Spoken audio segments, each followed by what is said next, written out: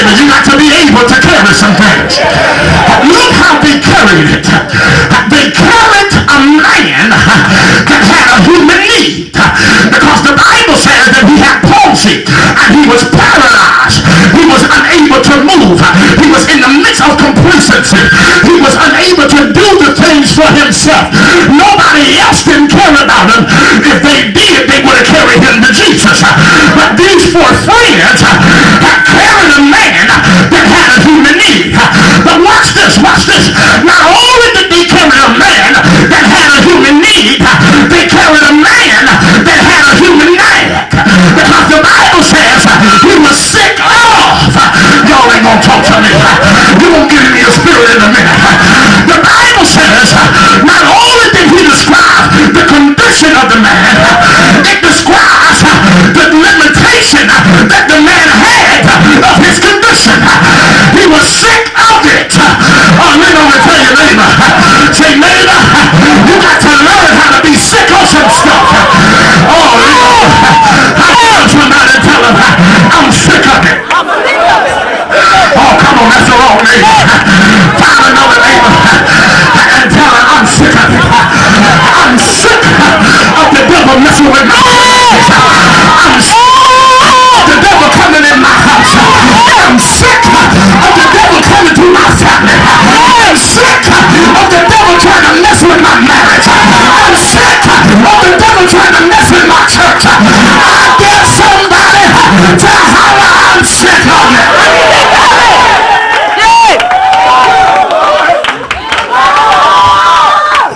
Watch this. It's very interesting here. Because whenever you become sick of something, somebody else can help you. Because if you don't learn how to help yourself, nobody around you will help you. And can I tell you something? Some young woman that got a boyfriend that ain't saved, that don't care about God, that's keep pulling you down. And you talking about the new year coming in, I'm going to drop them. Well, I come to tell you that I ain't trying to make you drop them tonight. But I come to tell you this, that when you get sick and tired of it, you will drop them on your own. You ain't got to get in the prayer line. You ain't got to talk to your pastor. You ain't got to talk to the intercessors. You will drop them like a bad habit because you're sick of it. You know, to tell you later, I'm sick of it. Can I tell y'all something? Sick people know how to do drastic things. Because when you're sick of something, you don't got nothing else to lose. Can I tell you, when you're sick of something, you just like a ride or die saint. Come on, check your pew and ask your neighbor, are you a rider? Can I tell you something? Can I tell you something? Here's the thing. When you got people that's talking the talk but ain't walking the walk, they'll find themselves talking about, yeah, come on, go on up to the boss, go on up, I'm with you, I got your back. I'm tired of what's going on in my job. I'm tired of what's going on. I'm tired of the supervisor doing all that. You know, you got people saying stuff like that. But when you're around a die saint, you're saying, well, you know what? I'm going if I have to go all by myself. Because the weapon that is formed against me, even though it got my name on it, it shall not perish. You know, tell your neighbor, I'm sick of it. Some of your sons, watch this. We about to get married. We about to get married. We just come right now. I promise you, we're going to get married later on. Notice what? They carried the condition. But notice how they carried it.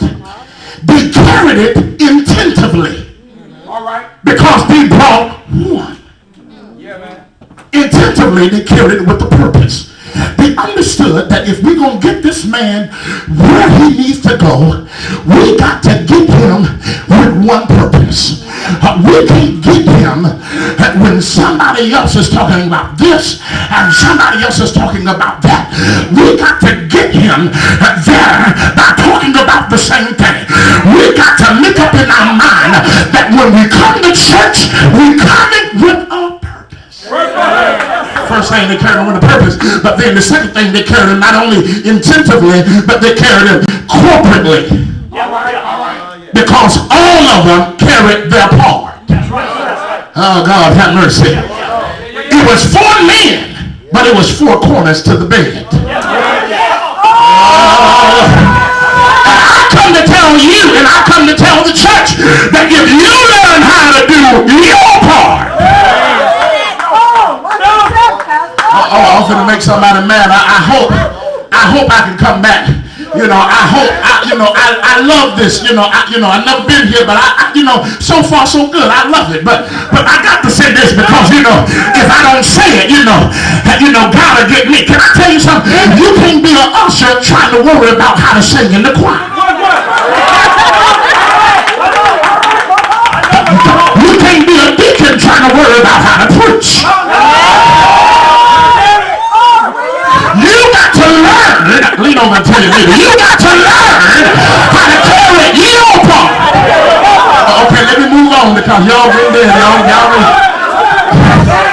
Number 1, they carry intentionally. Number 2, they carry corporately. But then number 3, they carry subjectively.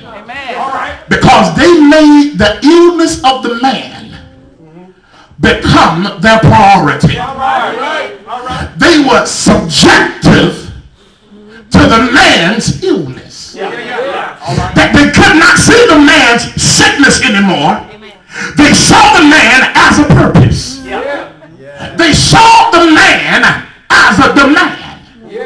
They saw him as the destiny. And I come to tell everybody that is a part of Spirit of Faith that you got to not see Spirit of Faith as, another movement, And see, they always say, well, here it is. They always bringing up something, They brought up the Baptists and then they got to fighting me. Brought up the holiness and they got to fight me. And now here it is. There's a Spirit of Faith, a free spirit, and it's coming together. And, and we gonna see how that goes. No, you can't see it and trying to look for flaws in it. You got to see it as a destiny. Because you got to understand that if this is a destiny, every move that free spirit makes is connected to you. And if it's connected to you, if free spirit goes up, guess what? You go. So they were subjective. You know what?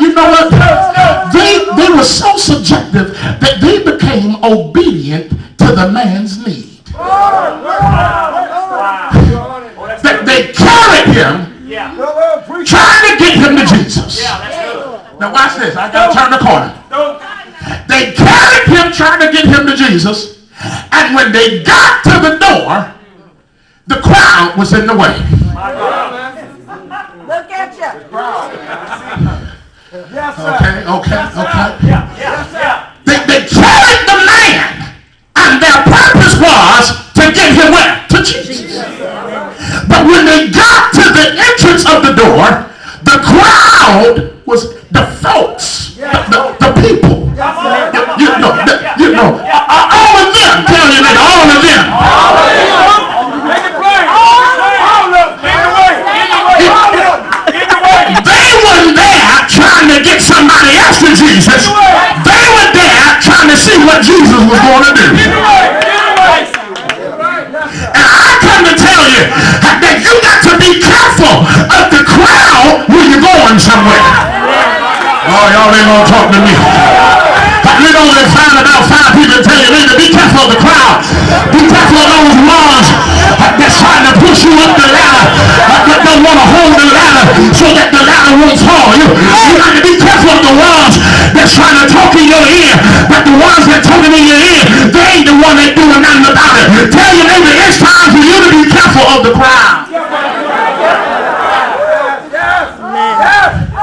So the first point is they was able to carry conditions. But then the second point is they was able to handle restrictions. Because the crowd was in the way. They got him to the door and they couldn't get him in. Can I tell you something, brothers and sisters?